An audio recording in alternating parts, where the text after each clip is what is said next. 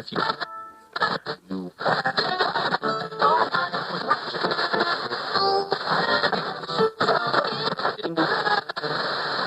means that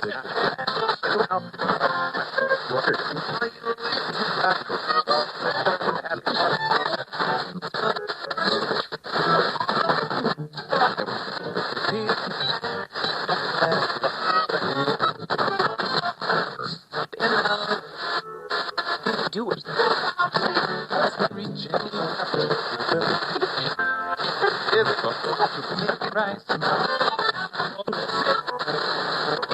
Burger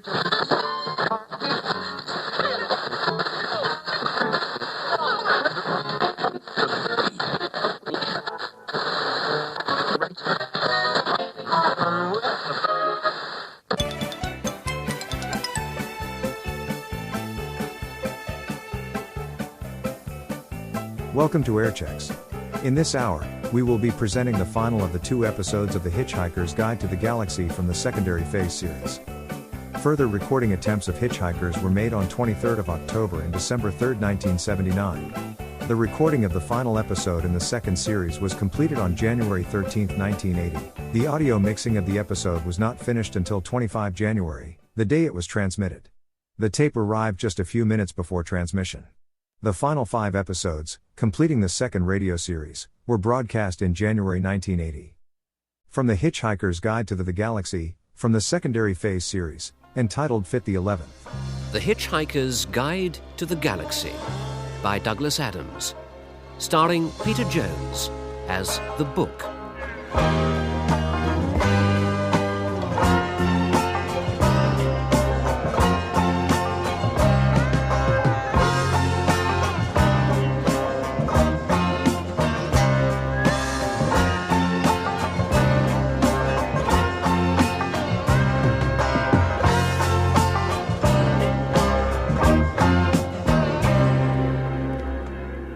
Incredible though it may seem, it is in fact possible that the strange and terrible history of the planet Brontitor, where Arthur Dent, Ford Prefect, and Zaphod Beeblebrox are even now falling out of the sky onto curious and aggravating birds, admiring surprisingly large statues of unexpected people, i.e. Arthur Dent, exchanging hostile words with alien soldiers with inexplicable limps and generally having a fairly peculiar time of it, may yet admit of some form of explanation.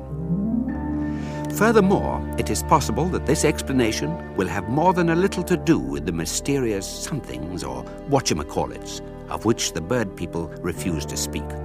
On top of which, it is also possible that Lintilla, the archaeologist, who may possibly turn out to have an almost impossibly strange life story, may play a major part in the uncovering of this explanation. It is even possible that pigs will fly, or that everyone will live happily ever after. In an infinite universe, everything, even the Hitchhiker's Guide to the Galaxy, is possible. Tell me how you got here. Impossible. What do you mean? Well, it's something called the infinite improbability drive. Don't ask me how it works, or I'll start to whimper. But a ship? Oh, yes, a ship. It's parked in a cup 15 miles above us. Please don't ask me about that either. Is there anything you are prepared to talk about? Life, liberty, and the pursuit of happiness? What? I know. All non-starters, really. Can you reach your ship? From here? No. What's the matter? You want me to go? No. It's just our ship was found by the soldiers and disabled. We've no means of getting off the planet. Well, I can't be much help. How many are you? 3 of us are here. Lintilla. What? Name. Oh, Arthur. What's yours? I just said Lintilla. Oh, yes, sorry. I thought you... Oh, never mind. Hello. Come, you can help us. We've a lot of digging to do and the automatic drill's broken down. I don't think you can dig your way off a planet, can you? No. I said we're archaeologists. Ah. You don't look as if you're in good condition for digging with your arm in a sling. Is it broken? Oh, no. It's just a pseudo-fracture. Huh? Pseudo-fracture. It's artificially induced. All the pain, swelling, and immobility of a fracture without the inconvenience of the fracture itself. Oh. Is that good? Good? Yes, particularly. Well, you wouldn't want me to have a broken arm, would you? Well, no, of course not. I mean, I hardly know you. Right. But the effect is useful. Is it? Yes, of course it is. Crisis psychology. The benefits of working under extreme pressure. Nothing more useless than a bored archaeologist. Come on, this tunnel leads to the work face. See this device? Looks like a watch. It's a crisis inducer. I'll set it to Mark 9 and... Hurry! They're after us! Who? No one! Come on, through the tunnel, they're coming! But they're coming! Well, if you say so. The major problem which the medical profession in the most advanced sectors of the galaxy had to tackle, after cures had been found for all the major diseases and instant repair systems had been invented for all physical injuries and disablements except some of the more advanced forms of death, was that of employment. Planets full of bronzed, healthy, clean-limbed individuals merrily prancing through their lives meant that the only doctors still in business were the psychiatrists, simply because no one had discovered a cure for the universe as a whole, or rather the only one that did exist had been abolished by the medical doctors. Then it was noticed that, like most forms of medical treatment, total cures had a lot of unpleasant side effects. Boredom, listlessness, lack of, well, anything very much. And with these conditions came the realization that nothing turned, say, a slightly talented musician into a towering genius faster than the problem of encroaching deafness. And nothing turned a perfectly normal, healthy individual into a great political or military leader better than irreversible brain damage. Suddenly, everything changed. Previously best-selling books, such as How I Survived an Hour with a Sprained Finger, were swept away in a flood of titles such as How I Scaled the North Face of the Megaperna with a perfectly healthy finger, but everything else sprained, broken, or bitten off by a pack of mad yaks. And so doctors were back in business, recreating all the diseases and injuries they had abolished, in popular, easy-to-use forms. Thus, given the right and instantly available types of disability, even something as simple as turning on the 3D TV could become a major challenge. And when all the programs on all the channels actually were made by actors with cleft palates, speaking lines by dyslexic writers, filmed by blind cameramen, instead of merely seeming like that, it somehow made the whole thing more worthwhile. Meanwhile, Ford Prefect and Zaphod Beeblebrox, who have fortuitously landed on the back of a huge alien bird, are again finding that the most worthwhile thing in Ford's possession is something he acquired from the Salisbury branch of Marks and Spencer's, shortly before the planet Earth was demolished. Take us down to the ground, you stupid bird. No. I'm just going to circle around here for a while, then sooner or later you'll have to let go and continue your journey. I'm sorry, but there it is. Zaphod, hold on. I'm going to crawl out along its neck. You're gonna what? Crawl along its neck with my towel. Are you crazy? Miles up on a mad bird, you're gonna dry it behind the ears? You watch. Watch? I'm gonna pray, man. Know any good religions? You watch. Here I go. Zaphod, how am I doing? What? How far have I got? How do I know, man? I've got my eyes closed. Don't you know how far you've got? No. I've got my eyes closed. Terrific! Get off my neck. No. Get off my... What are you doing? I'm wrapping my towel around your eyes, you bird. I can't see where I'm flying. You don't need to if you fly downwards. Just follow the force of gravity. It's very simple.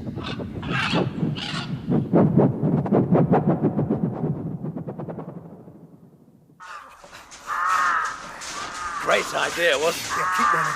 With the towel. Great little number. Watch it! Keep running. Just follow the force of gravity, I said. It's simplicity that always works, you know. Here comes a light! Will you just keep running, man? I'm running. And it's the simplest ideas that take the greatest intelligence, you know. I mean, forget Marvin. I'm the one, you know, the intelligent one. When I go to bed at night, I don't need to read a book. I just glance through my brain for half an hour. Run! We gotta find shelter! There's something in the distance. Can't quite make it out. Head for it. Keep running, man. How many birds, you reckon? Couple of dozen. Keep running. Well, they can't keep it up indefinitely. I mean, they'll have to go and eat something, you know? I mean, looking at it purely from the biological angle. Right. And then they'll have to put their feet up for a couple of hours whilst they go through all the digestion bit. And then... Keep running. Yes, probably going to need a new towel at some stage.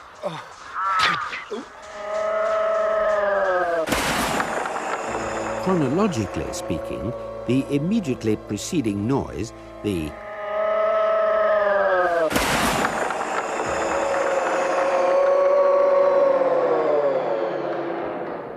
noise does not in fact belong in this position. It has not been heard by Ford Prefect or Zaphod Beeblebrox, and neither have they witnessed the event that caused it.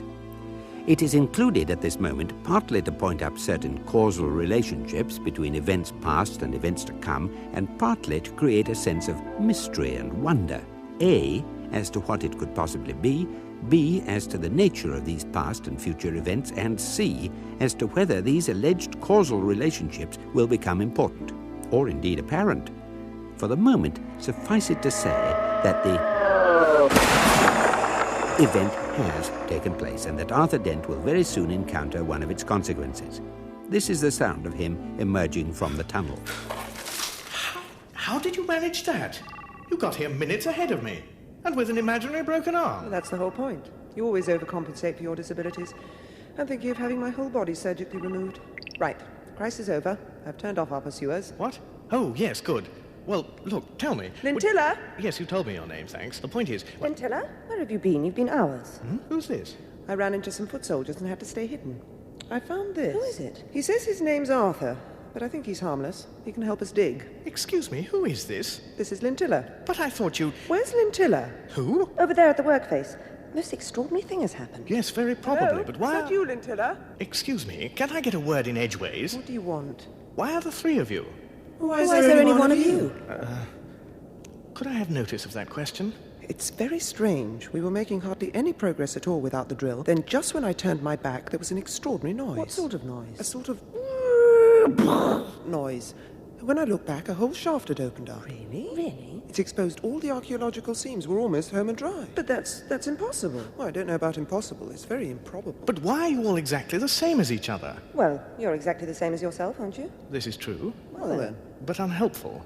we're clones. Ah, clones. I've heard of that. You mean there was one of you to begin with, and then exact copies were made, and now there are three of you? Yes, except that there are now nearly 578,000 million of us. It's all right. The others aren't here at the moment. Can we get on with the work? That's rather a lot, isn't it? The problem of the 578,000 million Lintilla clones is very simple to explain, rather harder to solve. Cloning machines have, of course, been around for a long time and have proved very useful for reproducing particularly talented or attractive or, in response to pressure from the serious cybernetics marketing lobby, particularly gullible people, and this was all very fine and splendid and only occasionally terribly confusing. And then one particular cloning machine got badly out of sync with itself. Asked to produce 6 copies of a wonderfully talented and attractive girl called Lintilla for a Prentice Vogan escort agency, whilst another machine was busy creating 500 lonely business executives in order to keep the laws of supply and demand operating profitably, the machine went to work. Unfortunately, it malfunctioned in such a way that it got halfway through creating each new Lintilla before the previous one was actually completed, which meant, quite simply, that it was impossible ever to turn it off without committing murder. This problem taxed the minds, first of the cloning engineers, then of the priests, then of the letters page of the sidereal record straightener, and finally of the lawyers who experimented vainly with ways of redefining murder, re-evaluating it, and in the end even respelling it, in the hope that no one would notice. A solution has now been found, but since it is not a particularly pleasant one, it will only be revealed if it becomes absolutely necessary. Meanwhile, Arthur Dent is about to discover the terrifying truth about the somethings, or whatchamacallits, of which the bird people refuse to speak. You see, these different strata in the rock face of the shaft represent the successive ages of this planet's history. Oh, yes. Isn't that interesting? Interesting? It's frightening. Is it? Well, actually, it just looks like a slice of layer cake to me. Then why did you say it looked interesting? Oh, well, I'm quite interested in layer cake. Look at it. Doesn't anything strike you? Well, it's rock, isn't it? Down here we have layer after layer, the remains of early settlements, one on top of another.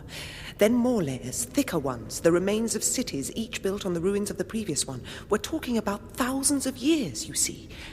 And then suddenly above this level, what? More rock? But what's special about it? Well, it's all smooth, no layers. Yes, no further building. No one actually living on the planet, or at least on its surface. So this previous layer is the significant one. And do you know what it consists of? Rock? No. Stone? No. Some different sort of rock, the name of which temporarily escapes me. No. Feel it. Scratch it. Oh, yes. It's slightly sort of soft and crumbly. What's it like? I know. It's, Yes. What's the name of that soft, crumbly sort of rock? But it isn't rock. Well, what is it then? Shoes. What? Shoes. Billions of them. An entire archaeological layer of compressed shoes. Shoes? How can you tell? We knew all along. We just needed confirmation. Why shoes? Because, fella, shoes are the economic future of this galaxy. Huh? Stand up, both of you. Who are you? I only happen to be Hig Hertenflurst. I only happen to be the risingest young executive in the Damonsaxel Shoe Corporation. I only happen to have masterminded the entire rationalization of this planet to total shoe orientation. I only happen to be sitting on top of the biggest development deal in the entire history of footwear, and I only happen to be very deeply disturbed at finding my planet riddled with subversives bent on undermining the whole structure of the Damonsaxel operation, and thus the very economic future of the galaxy itself. And I only happen to think that I would be very well advised to have both of you weirdos and the other two chicks revoked on the spot. Does that answer your question? I can't remember what I asked you now. There is, of course, also the question of the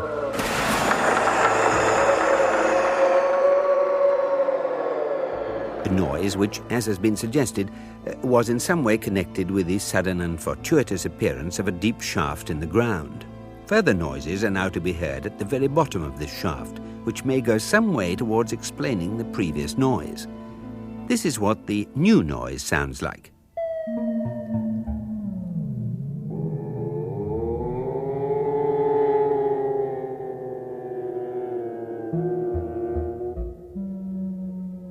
After a while, it develops along these lines.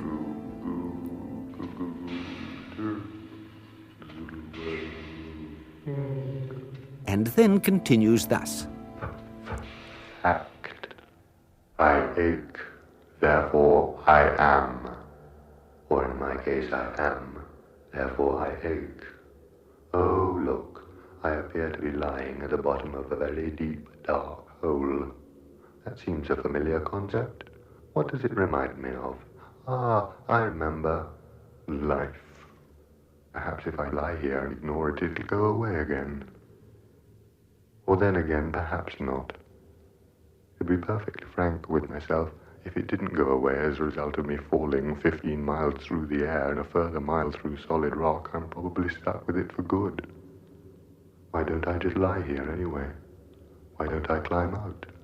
Why don't I just go zoodle wordle? Does it matter? Even if it does matter, does it matter that it matters? Zoodle wordle, zoodle wordle, zoodle wordle. And so on. Meanwhile, at the top of the shaft, mere nanoseconds have passed since Arthur said, "I can't remember what I asked you now." You! Me? Why do those other two chicks we picked up look exactly like you? It's a long story. Quick précis, then. Because. That's neat. Now listen, I could just have you revoked. Revoked? Yeah, Killed, revoked. But instead, I think I'll suddenly take a liking to you both. Oh, don't we get any say in the matter? Foot Warrior! I've decided to take these two back to my office and like them. Sir.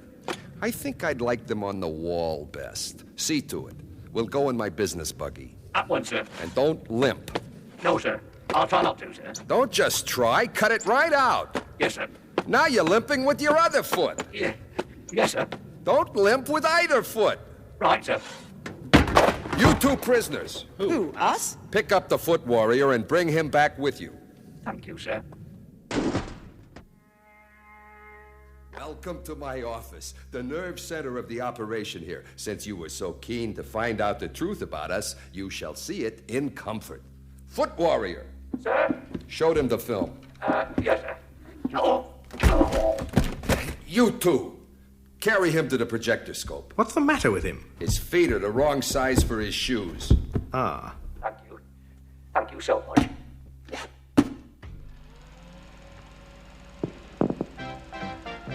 This is a Damonsaxel Galactic Shoe Corporation film. Adventures in aggressive marketing. Take a planet, any planet. Take, for instance, the planet Bartrax or Hertringfur or Earth. That's where I come from, but it's been demolished. Or any of the many planets we have currently declared marketing being on. demolished. Much. You watch. We will see what can really be achieved by looking at the planet Brontisor. That's my baby. They're very proud of me back at Central Office. Mere centuries ago, a happy, prosperous, busy planet, all right. Yes, not a care in their world. Hello. Morning. You happy? Oh, terribly happy today, thank you. Yes. And you, prosperous? Oh, indeed, so yes. You busy? Oh, yes. And healthy, bright eyes, clear skin, feet in good nick. Isn't life a wonderful thing? Oh, yes. Super. Oh, yes, only one tiny little thing wrong here. They're not making money for the Dolman Sachs Little Shoe Corporation. So, on the far side of their moon, we set up a Dolman Sachs Little Shoe Shop intensifier array, and suddenly the people are gripped by an insane, irrational desire to build shoe shops. In every road, on every street corner, in every city shopping precinct, shoe shop after shoe shop. Oxford Street. What? Oxford Street. They just showed a picture of Oxford Street. And then we really put the screws on them. Yes, fashion. Every year the shoes in the shops are either much too wide or much too thin, or in extreme cases even joined together at the heel. Oh yes, how we laughed up on the backside of their moon. How we cried with laughter when every last shop on the planet was turned into a shoe shop. How we coughed and spluttered with mirth when the people tried to revolt and we had to send in the foot warriors. Do not panic. Lay down your arms. We just want you to relax and enjoy your shoes. They are very stylish and fashion conscious. Be cool. Step out in style. Relax and enjoy your shoes. Relax and enjoy your shoes. Relax and enjoy your shoes. What's happening? Why have the lights gone out? Foot warrior! Sir? Go to the emergency power supply. Can't, sir. Think I've got gangrene of the feet. Well, then just seize the prisoners. Sir. Prisoners? Yes? Seize each other. Now, what's going on out here? Who's that breaking down the door? Marvin. I suppose you'll want to be rescued now. Oh, yes, please. Not you. Come on, Lintilla, let's get out of here. Well, come on then, if you're coming. Wait!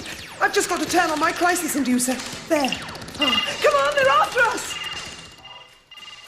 Down the corridor. This way? Yes. That's up the corridor. Right up the bloody corridor, come on! Oh, that way. I thought you were pointing down the... And so everything points to shoes as being the mysterious somethings, or whatchamacallits, of which the bird people would not speak. And the curious fact is that the shoe shop intensifier array mentioned mere seconds ago is in actuality a phony, designed to make Dolman Sachs Lil executives feel they're doing something excitingly aggressive when in fact all they need to do is wait. The shoe event horizon is now a firmly established and rather sad economic phenomenon, which in future times will be taught as part of the basic middle school life, the universe and everything syllabus. Here is a typical computer class from the Brandisvogen Megalise, Unidate N11 VCK 168. Good morning, life form. Hi, Teach. Are you sitting comfortably? Yes. Then stand up. Harsh Economic Truths, Class 17. You are standing up? Yes. Good. Posit. You are living in an exciting go-ahead civilization. Where are you looking? Up. What do you see? The open sky, the stars, an infinite horizon. Correct. You may press the button. Thank you. Oh, that feels nice. Posit. You are living in a stagnant, declining civilization. Where are you looking? Down. What do you see? My shoes. Correct. What do you do to cheer yourself up? Press the button. Incorrect. Think again. Your world is a depressing place. You are looking at your shoes. How do you cheer yourself up? I buy a new pair. Correct. Can I press the button? All right. Oh, it's so nice. Now, imagine everyone does the same thing. What happens? Everyone feels nice. Forget the button. Concentrate. Everyone buys new shoes. What happens? More shoes. And? More shoe shops. Correct. Can I? No. Oh. And in order to support all these extra shoe shops, what must happen? Everyone must keep buying shoes. And how is that arranged? Manufacturers dictate more and more different fashions and make shoes so badly that they either hurt the feet or fall apart. So that... Everyone has to buy more shoes. Until everyone gets fed up with lousy, rotten shoes. And then what? Why can't I press the button? And then what? Come on. Massive capital investment by the manufacturers to try and make people buy the shoes. Which means? More shoe shops. And then we reach what point? The point where I press the button again. All right. Oh, that's so nice. That's really nice. And then we reach what point? The shoe event horizon. The whole economy overbalances. Shoe shops outnumber every other kind of shop. It becomes economically impossible to build anything other than shoe shops, and bingo! I get to press the button again. Woo! Wait for permission. Now, what's the final stage? Every shop in the world ends up as a shoe shop. Full of? Shoes no one can wear. Result? Famine, collapse, and ruin. Any survivors eventually evolve into birds and never put their feet on the ground again. Excellent. End of lesson. You may press the button. Oh, that's nice. Thank you, Teach. Goodbye. Aren't you forgetting something? What? Press the other button. Oh, right.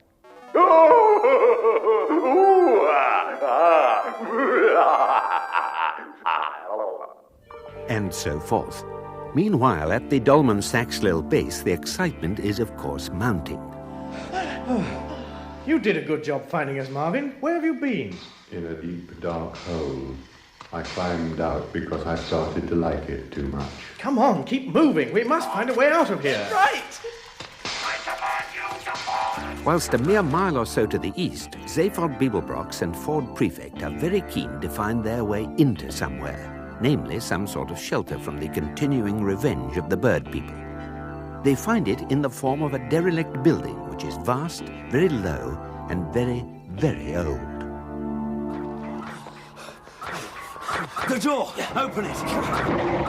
Force it, man! Force it! Oh, okay, get in! Hey, look at this. Look what we found, man. Amazing! It's a derelict spaceport. Looks like no one's been in for centuries. All these amazing old ships. Yeah. Just rust and wreckage. Yeah. Spooky, man. Like, what are those things eggs come out of? Birds? No, after that. Eh? What do they come out of the birds in? Eggshells. That's it, just like huge, broken eggshells. And all the dust, man. And the huge cobwebs. And where you get huge cobwebs, you get... Look out, man! Excuse me. One huge spider. Polite, though. Transstellar space lines. Must have been real googie ships once, but now... One look and they'd fall apart. I mean, look at that one.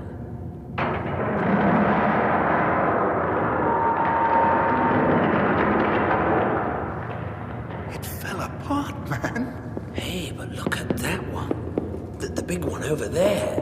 It's covered with muck and dust, but looks like it's still in one piece. Yeah, and it's still connected to its supply lines. Hey, man, feel this supply line. Hey, it's... Yeah. Weird. You know what I'm thinking? No. Neither do I. It's frightening, isn't it? Let's take a look. Ford? Yeah? Is this ship... Feels like it's on power. Just a very slight vibration. But it must have been here for centuries. Hey, man, pass me those 4 bits of tubing. What, these? Yeah. I'm gonna make me a stethoscope and take a listen to this baby. There. And there. Like that. You hear anything? Hey. Yeah. Yeah, I can hear something. What is it? Ford. I don't believe what I just heard. Here, let me listen. Okay, but you better keep your head screwed on, kid. What has Zaphod heard in the space liner, and is it really as horrifying as all that? Will it lead him directly to the discovery of his goal, despite his singular lack of exertion in that direction? Will it become absolutely necessary to reveal the unpleasant solution to the problem of Lintilla's clones? Will everything tie up neatly, or will it be just like life, quite interesting in parts, but no substitute for the real thing? What is the real thing? Some of these questions may possibly be answered in the next inexplicable episode of The Hitchhiker's Guide to the Galaxy. In that episode of The Hitchhiker's Guide to the Galaxy, Peter Jones was the book, Simon Jones was Arthur Dent, Geoffrey McGivern was Ford Prefect, Mark Wing Davey was Zaphod Beeblebrox, Stephen Moore was Marvin and the Pupil, David Tate was Eddie, the Computeach and the Commentator, John Baddeley was Bird 2 and the Foot Warrior, Rula Lenska was Lintilla and her clones, and Mark Smith only happened to be Hig Hurtenflirst. Radiophonic sound and music was by Paddy Kingsland of the BBC Radiophonic Workshop. The programme was written by Douglas Adams and produced by Geoffrey Perkins. Many sentences contained in that programme were of a very dangerous length and were performed by highly trained vocal practitioners. On no account should inexperienced life forms attempt to imitate them without proper medical jaw and lung supervision.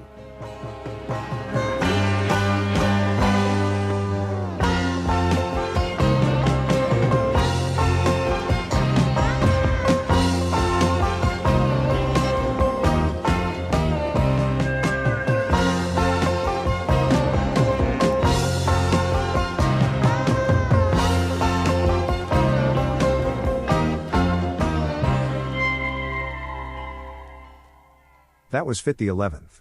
Now, for the final episode of the secondary phase series of The Hitchhiker's Guide to the Galaxy, here is Fit the 12th. The Hitchhiker's Guide to the Galaxy by Douglas Adams, starring Peter Jones as the book.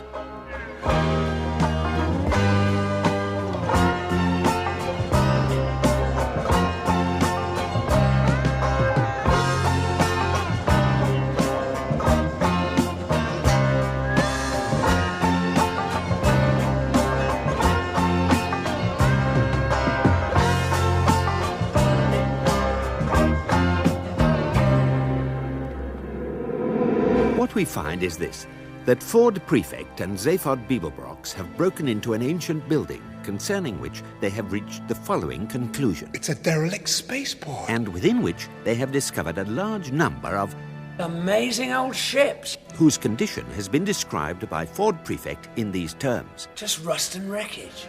And by Zaphod Beeblebrox like this. Just like huge, broken eggshells. We find that one ship has caught their eye for this reason. It's covered with muck and dust, but looks like it's still in one piece. Yeah, and it's still connected to its supply lines. And we find that this provokes them into closer investigation. This is what they find. Feels like it's on power.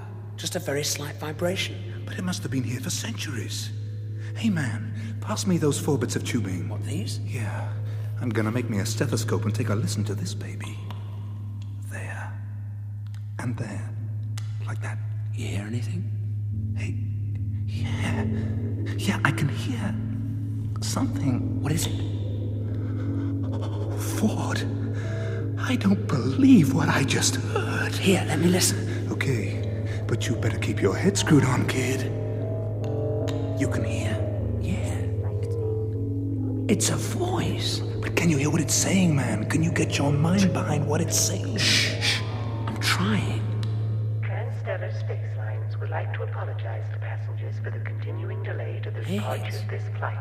Weird. We are currently awaiting the loading of our complement of small lemon-soaked paper napkins for your comfort, refreshment, and hygiene during the flight, which will be of 2 hours' duration. Meanwhile, we thank you for your patience. The cabin crew will shortly be serving coffee and biscuits again. Say, Ford, how long has this ship been standing here? Man, there's a departure board right behind us. I've been looking at the flight schedules. Man, this ship is late. Man, this ship is very, very late. Man, this ship is over 900 years late. Zaphod, we got to get in there. But man, can you cope with what we might find? I don't know. We got to get in there. We gotta get in there.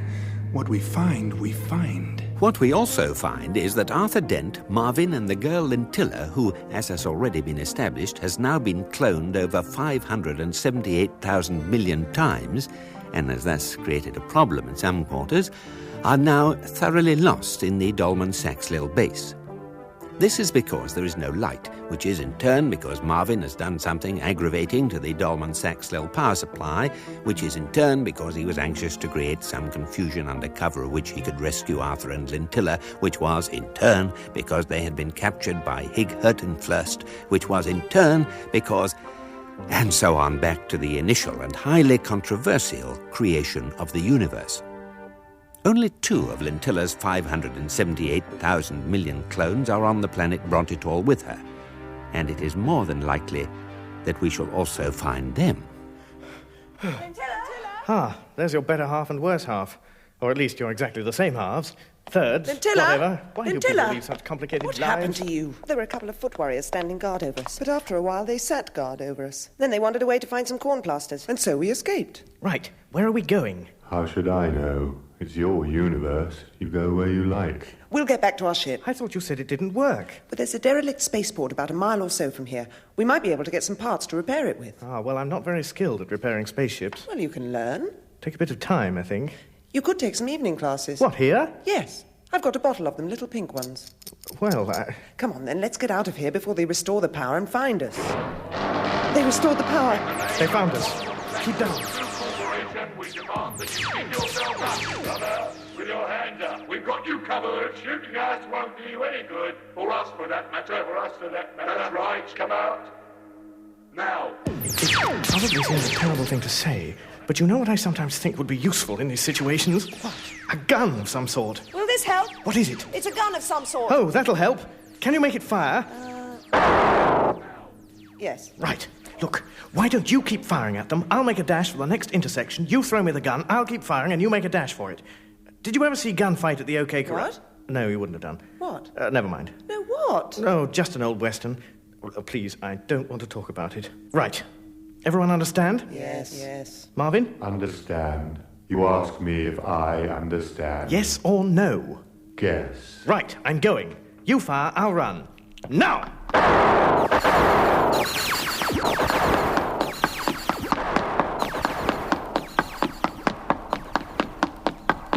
Right. Excuse me.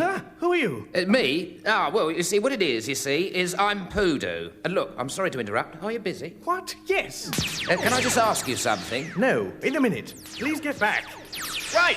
Lintilla! Only I can see you're busy, so I won't take up a moment of your time. If I could just... What? Introduce a couple of friends of mine. Well, 3, actually. 4 if you count the priest. Hello. Only we were wondering... Who are you? Can I just ask you something? Look, please. It's just, do you know those girls over there? What? Yes. Oh, that's good. Thank you very much. That's all I wanted. That's all. Thanks. Good. Lintilla, throw the gun! Only what I ask, you see, is, and seeing as you're busy, I'll just be very brief. Did I introduce my friends? Yes. I'm sure they'd like to introduce themselves. Hello, I'm Malitnil. So am I. Me too. Go away. And this is Fartfar the priest. Farmfar. He's a priest, you see. He does marriages and other things, but mostly marriages. Only... Shut up. We were wondering if you could introduce a Litnil. Who? A Litnil, and a Litnil, and a Litnil to the girls, your lady friends. Lintilla! Yes, that's right. Just social, you see. All very pleasant. Throw the gun! We've brought some drinks. We could just have a quiet social get-together. And some music, of course. Got to have some music. Here we go. Throw the gun! Got it! Got it! Now, when I start firing, run!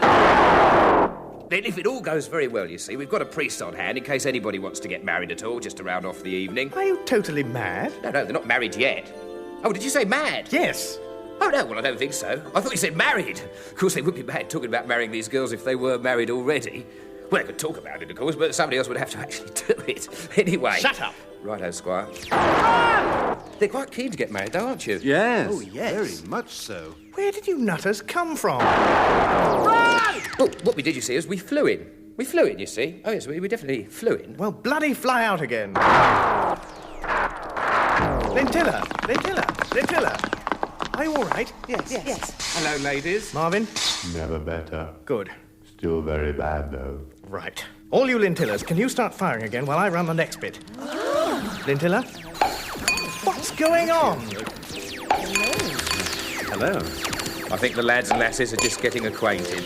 I'd leave them to it if I were you. What? Look, we're trying to escape from the foot warriors. Can we have parties later? But Arthur, we can't believe it. These are the most attractive men we've ever met. Are they? All my life I've longed for such a moment. Touching, isn't it? What the hell is going on here? Oh, just happiness, Squire. Only it's nice to bring a little happiness into life, don't you think? Yes, but there's a time and place for everything. Well, I'll just get on with the shooting and saving everybody's lives then, shall I?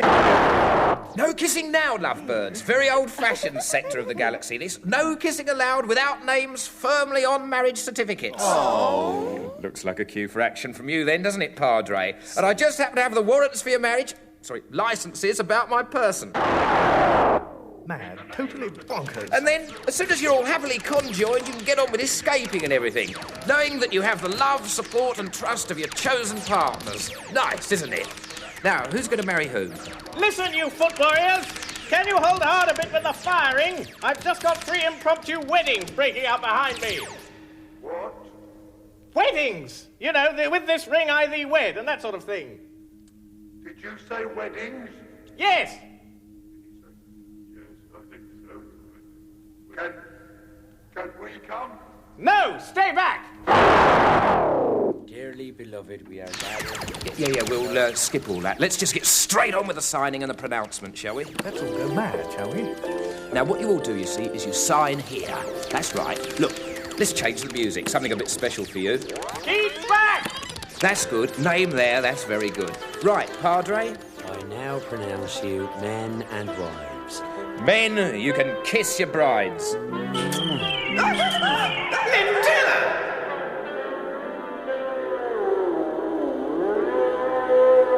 Nerve-wrackingly enough, the moment at which 2 Lintillas and 2 Elitnils unexpectedly vanish in what can only be described as a puff of unsmoke, coming as it does only seconds before Arthur discovers that Poodoo's alleged marriage licenses are not what they purport to be, but are, in fact, agreements to cease to be, drawn up by the cloning machine company's lawyers, is also the moment at which it becomes necessary to consider new developments in the Ford Prefect Zaphod Beeblebrox situation. Having gained access to the ship, they prepare to enter the passenger compartments. This is what they find. Passengers? Yeah. But alive? Sleeping. For all these years? Suspended animation. And the voice we heard? Android stewardess. Look, here she comes now. Good afternoon, ladies and gentlemen.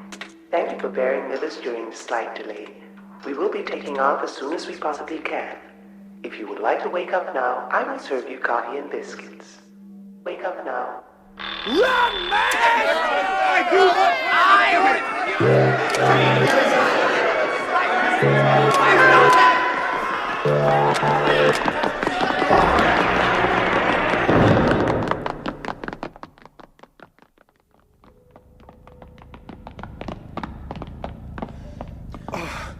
Hey, what gives, man? What gives? What gives? What gives? What gives? I mean, they woke up. They all woke up. Passengers are not allowed on the flight deck. Please return to your seats and wait for the ship to take off. Coffee and biscuits are being served.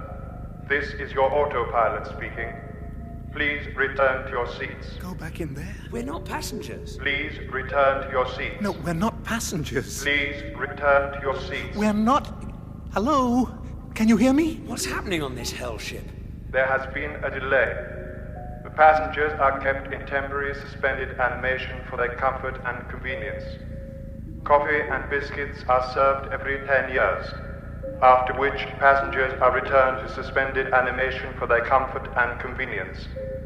Departure will take place when flight stores are complete. We apologize for the delay. Delay? Have you seen the world outside this ship? It's a wasteland, a desert. Civilization's been and gone. It's over. There are no lemon-soaked paper napkins on the way from anywhere. The statistical likelihood is that other civilizations will arise. There will one day be lemon-soaked paper napkins. Till then, there will be a short delay. Please return to your seats. We are not. Please return to your seats. Return to your seats. Come on, let's get out of here. Return to your seats. This way. No, Return this to your way. seats. Why? First class. Come on. Return to your seats. Return to your seats. Return to your seats. Return to your seats. Return to your seats. Return to your seats. Return to your seats. Return to your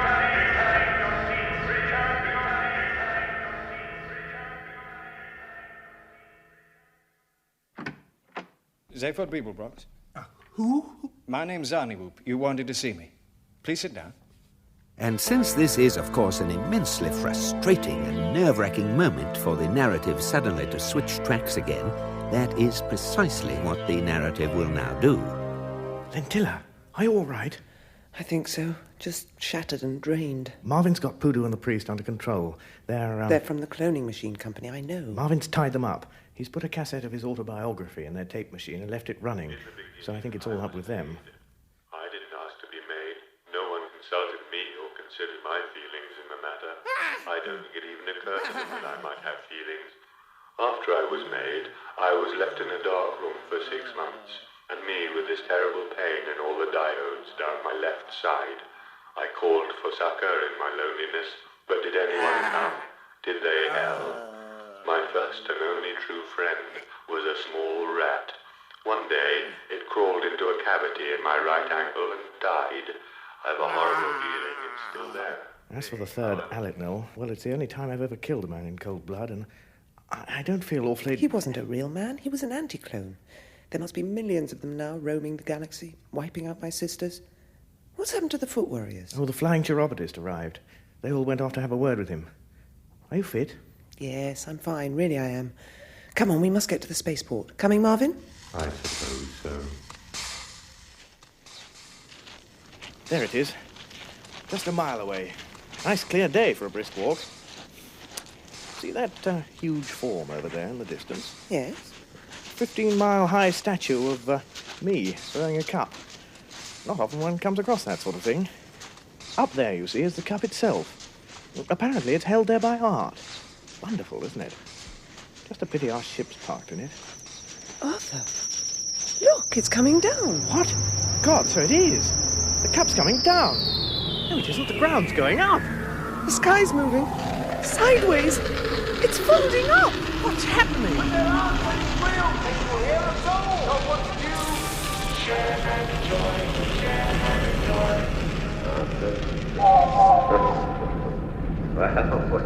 How you got? Possible. What we did, you see, is we flew it. We flew it, you see. Oh, yes, we definitely flew it. Here's to your achievements, Zaphod Beeblebrox. Achievement? Oh dear, I think you'll find reality is on the blink again. And this is indeed what we find. For deep in the heart of the first-class passenger section of the slightly delayed Transstellar Spaceline's ship, the following horrifying events have been taking place. Can I get you a drink? Zarniwoop? The same. I think... But who are you, man? Why do I want to see you?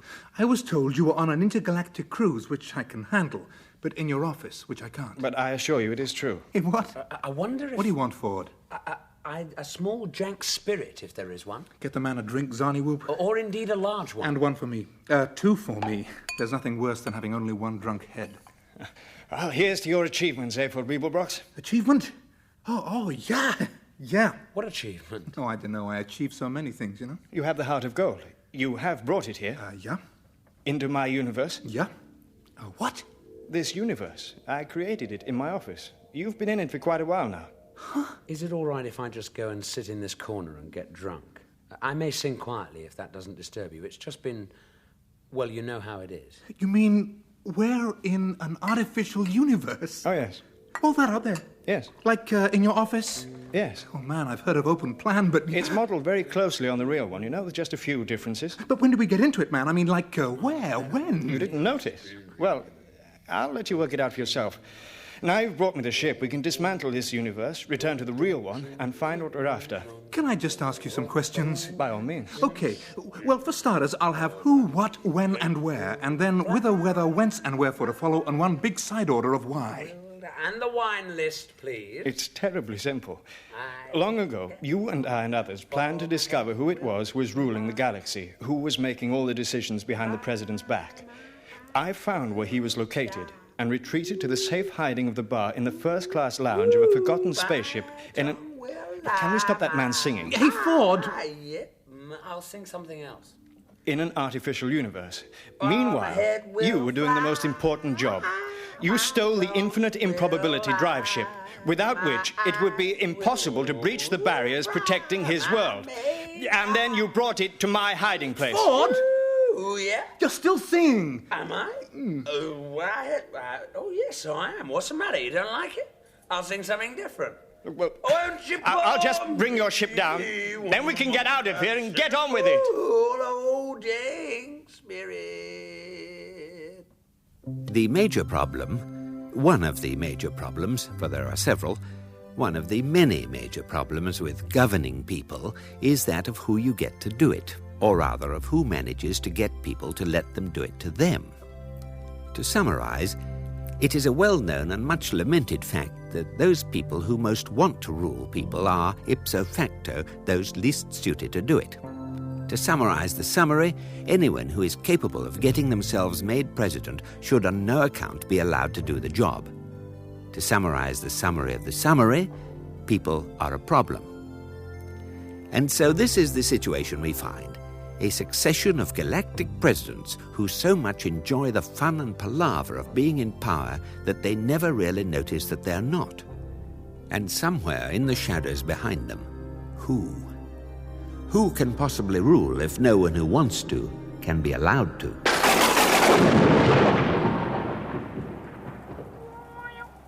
Pussy, pussy, pussy, coochie, coochie, coochie, coochie. Pussy want his fish.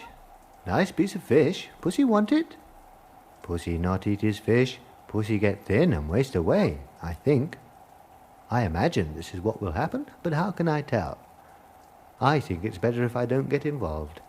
I think fish is nice, but then I think that rain is wet, so who am I to judge? Ah, you're eating it.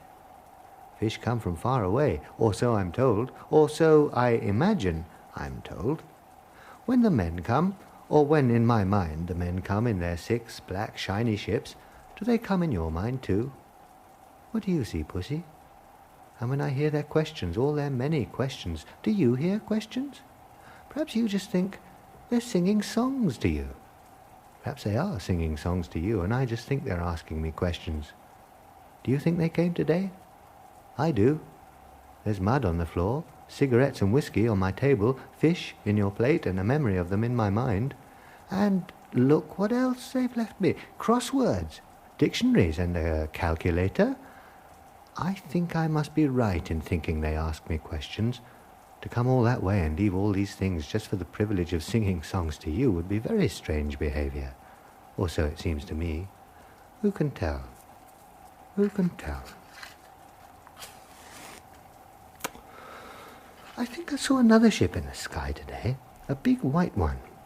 I'd never seen a big white one, only 6 small black ones. Perhaps 6 small black ones can look like one big white one. Perhaps I'd like a glass of whiskey. Yes, that seems more likely. Perhaps some different people are coming to see me. There? Yes. What, that shack? Yes. Weird. But it's the middle of nowhere. Oh, come on. We must have come to the wrong place. Knock on the door.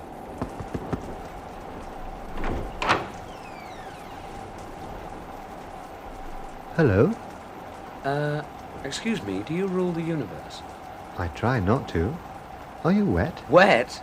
Well, doesn't it look as if we're wet? That's how it looks to me, but how you feel about it might be a different matter. If you find warmth makes you feel dry, you'd better come in.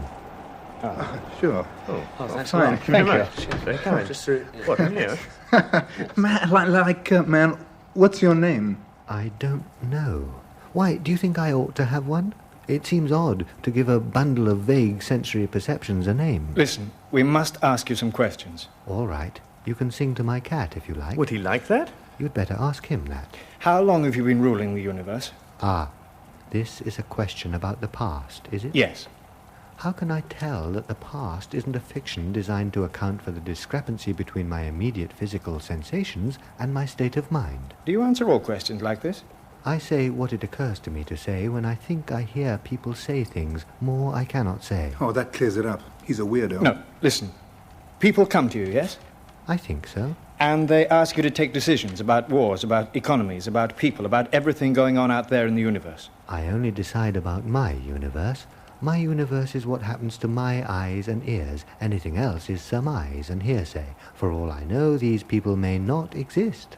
You may not exist.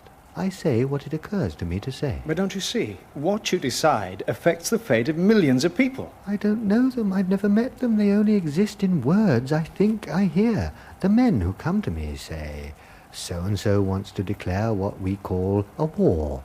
These are the facts. What do you think? And I say.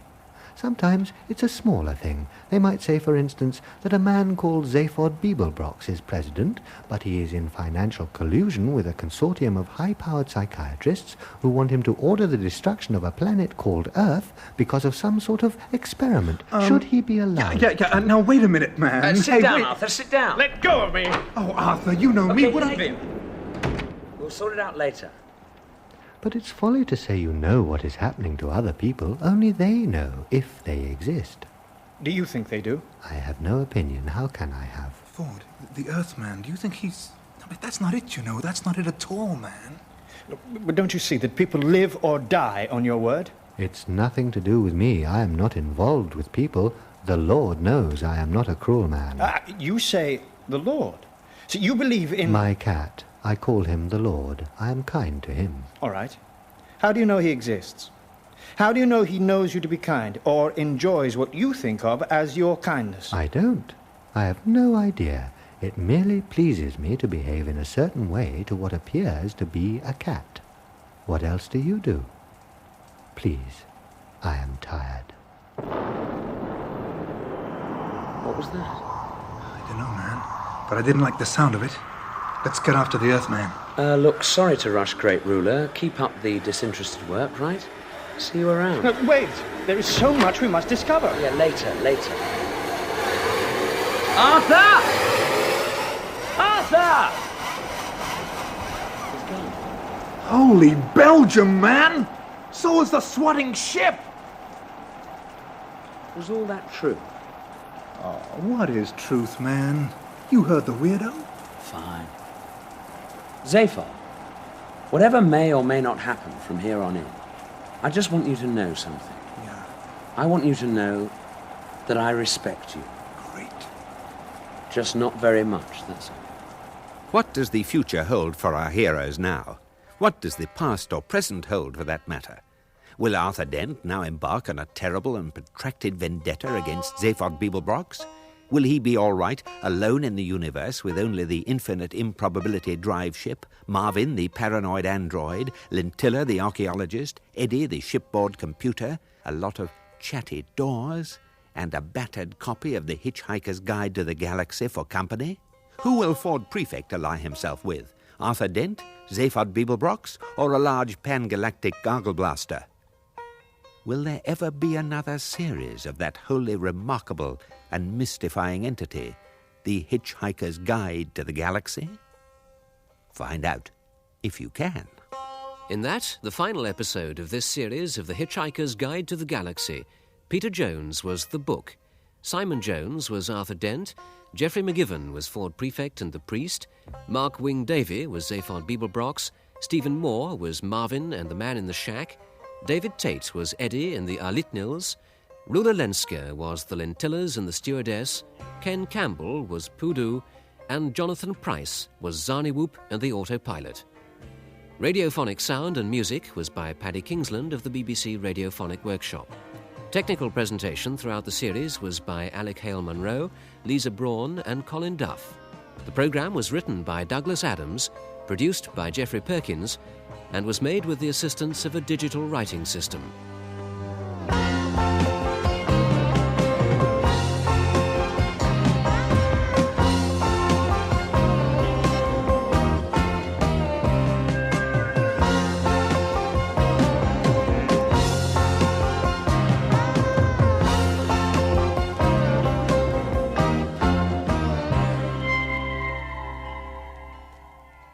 That was the final episode of the secondary phase series of The Hitchhiker's Guide to the Galaxy, entitled Fit the 12th.